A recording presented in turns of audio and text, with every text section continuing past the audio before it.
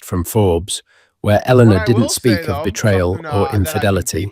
Instead, she spoke with passion and incredible detail about the Helios technology she had developed, her father's legacy, and her vision for a truly sustainable future for Oratech. She wasn't a wife seeking revenge. She was a visionary, reclaiming her birthright. She convened an emergency board meeting. The members, initially loyal to Richard, were wary and skeptical. But when Eleanor, flanked by David and a team of patent attorneys, walked them through the undeniable chain of ownership for the Helios patents, the technology on which the company's entire future valuation rested, their allegiances shifted. They were businessmen. And Eleanor Vance, soon to be Eleanor Sterling, no more now represented the only path to securing their investments. By the end of the meeting, the board voted unanimously to officially install her as interim CEO. The battle for control was over. The war, however, had just entered a new, more dangerous phase. Richard was cornered, and she knew a man like him would not go down without a final desperate fight. Losing control of Oratech was a blow to Richard's finances. Losing the public narrative was a mortal wound to his ego. He became a pariah overnight. Invitations were rescinded, calls went unreturned, and business partners suddenly became unavailable. He was a king without a kingdom, and the humiliation festered, metastasizing into a dark, obsessive need for revenge. If he couldn't have the company, he would destroy the woman who took it from him. His strategy shifted from legal challenges to personal destruction. Since he couldn't prove she was incompetent, he would try to prove she was an unfit mother. It was a vile, desperate gambit orchestrated by his lawyer, Julian Croft.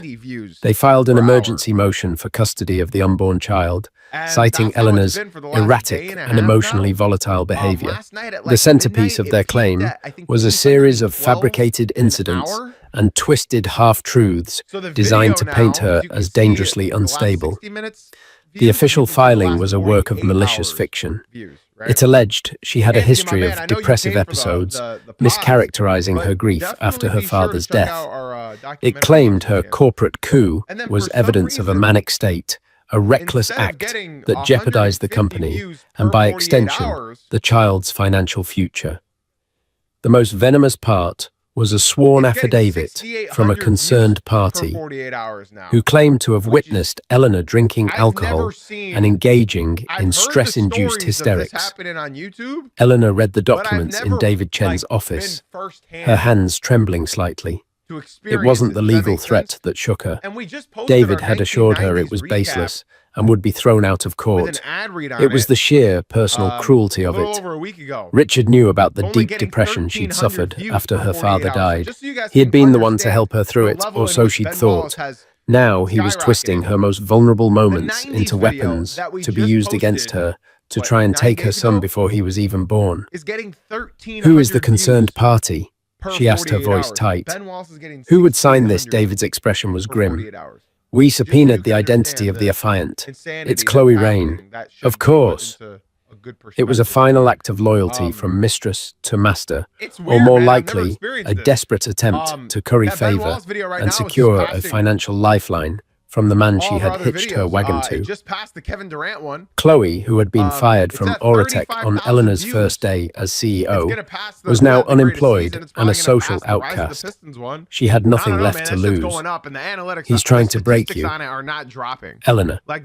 David said, his tone serious. This isn't about winning. He knows he'll lose. This is about dragging you through the mud, about inflicting as much pain as possible. The hearing is in 2 weeks. It will be a circus. For a moment, Eleanor felt a wave of exhaustion wash over her.